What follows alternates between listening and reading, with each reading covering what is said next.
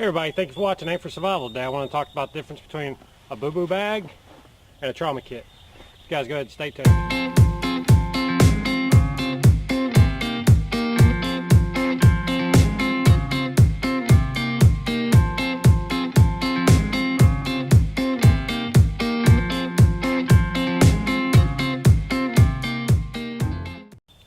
Okay guys, it happens in real world situations, accidents, emergencies, trauma.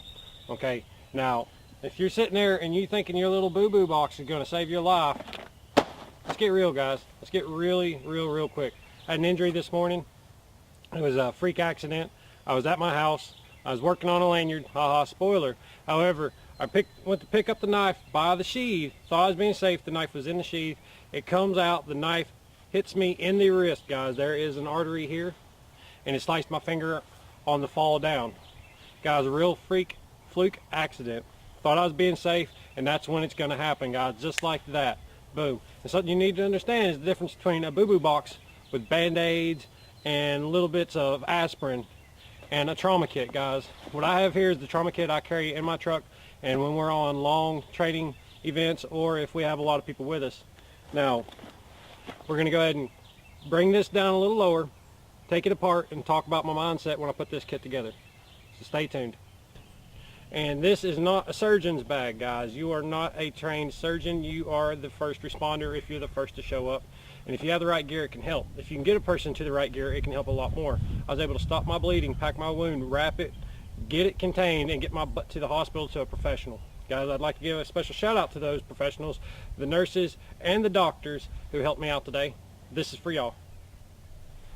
I am not a doctor. I have, however, received training and have practiced with nurses over the years and had very good training from the Immediate Action Medical course down there at Tactical Response in Camden. That's James YEAGER School, guys. You need to get down there and take that class. You can not only save your life, but you can save the life of those you love or potentially those you encounter in day-to-day life.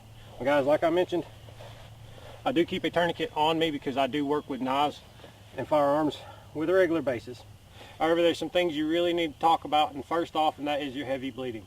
Now, my kit has several layers on it. I have two side pouches here, front pockets and a big pocket.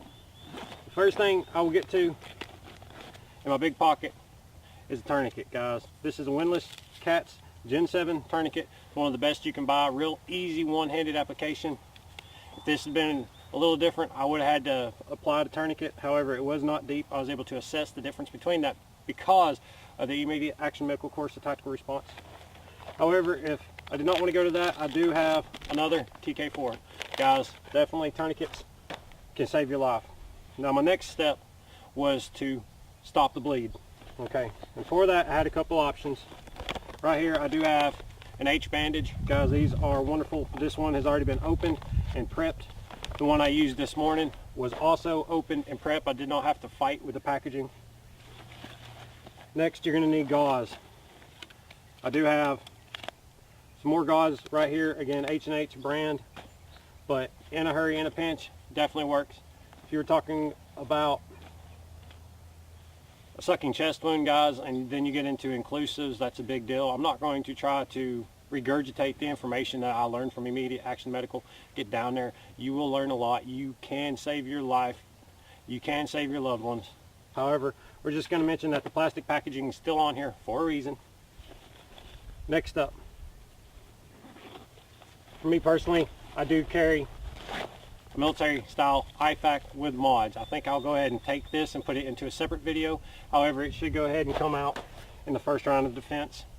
Next, guys, so we've covered stopping the arterial bleed and packing the wound and covering it with an H bandage. I want to take a quick look at this H bandage. It is a really heavily padded bandage. This one is one I have trained and practiced with, so it is not what you'd call sanitized. However, whatever you get hit with won't be, whether it is your knife in my case, sharp branch, piece of glass, anything, guys. Definitely for heavy duty bleeds. Right here will fill the bill for the rest. Going further into my kit, I do have an MPA. I have practiced using these. And I have a large gauze strip, guys. That is just in the main pouch. And in case of severe blood loss or bad conditions, I do have a large, very large tent style Mylar blanket. That concludes the big pocket, guys. We'll go ahead and switch over and start showing you what's in my side kits. After you stop the bleeding, guys, after you stop the bleeding, that's when you want to contact emergency services. You'll need some information. You're going to need to know where you're at and what is wrong. Help them as much as possible. Definitely learn a lot more about that again in the immediate action medical course taught by Tactical Response. Looking here, I do have another TK4 tourniquet, guys. Can't go wrong with a TK4. Got a little more gauze. Again, this has been used in practice. If I needed to help somebody, I could. We worry about sanitizing the wound later. What I should have talked about first, truly, was gloves, guys. You do not want to be getting contaminated. I do have some already ready.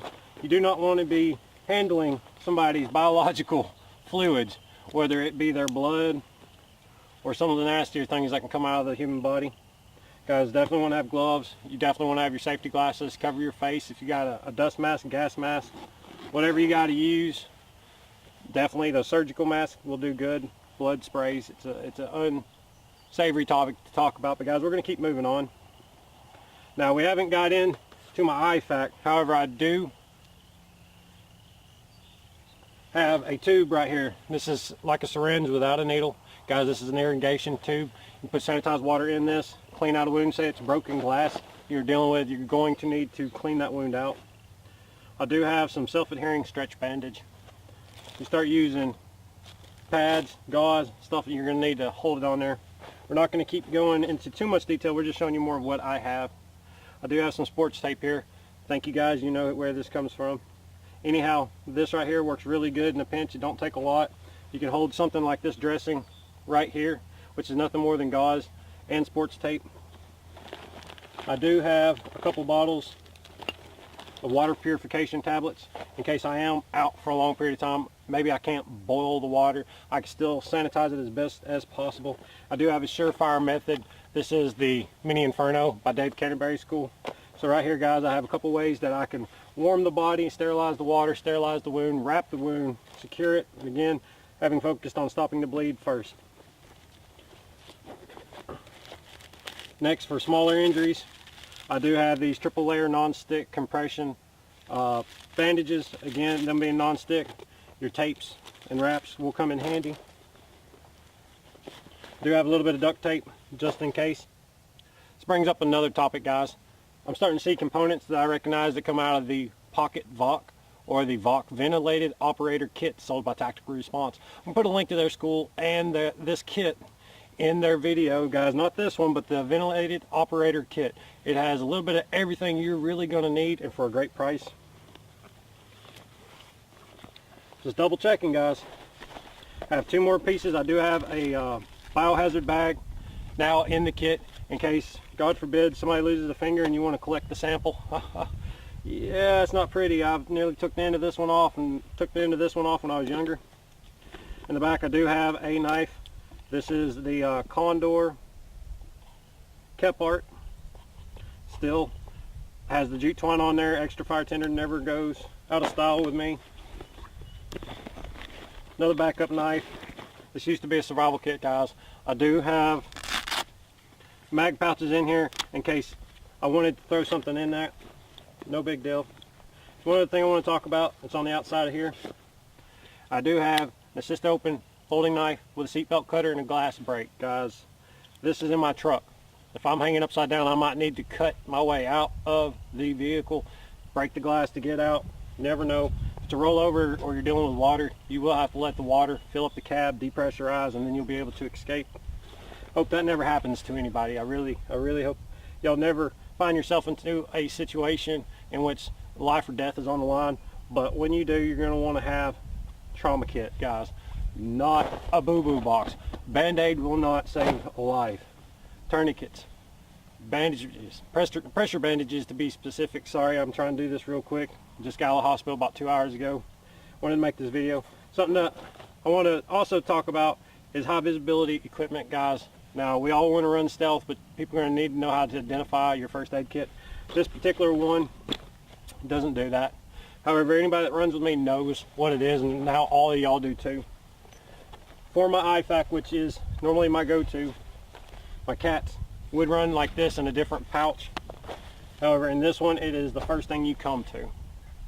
Again, high visibility. I'm not going to be wondering where the zip is. I'll be able to get to it, be able to get into my Ifak. I hope y'all look forward to seeing that mini review here in a little bit. Well guys, I appreciate everybody watching Aim for Survival. I appreciate the nurses that helped me today and the doctors too. I appreciate everything y'all have done for the channel. If you haven't already, smash your like button, comment down below, subscribe to the channel, and as always, when you aim for survival, don't miss. Real quick before we go guys, I want to go ahead and give another special shout out to Tactical Response in Camden, Tennessee. This is James YEAGER School. They have many classes down there. I talk about them all the time. I did not publish video from my time training down there. However, I want to say their immediate action medical class is a lifesaver, guys. There's been a couple times since then that I've used this information and I've put it to very good use. And the stressors in that class are literally more intense than skydiving. I promise you. I did both within about a month of each other, and I'm telling you, I had more of a rush from the immediate action medical course than I did from any of the other courses combined.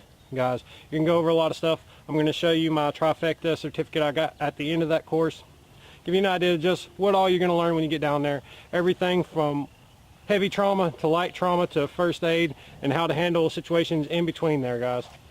Appreciate everybody watching. I definitely want you to check out the Tactical Response team. They are wonderful. The alumnus down there, the alumni are wonderful. Get trained, guys. Get trained. Don't just buy gear. Get training.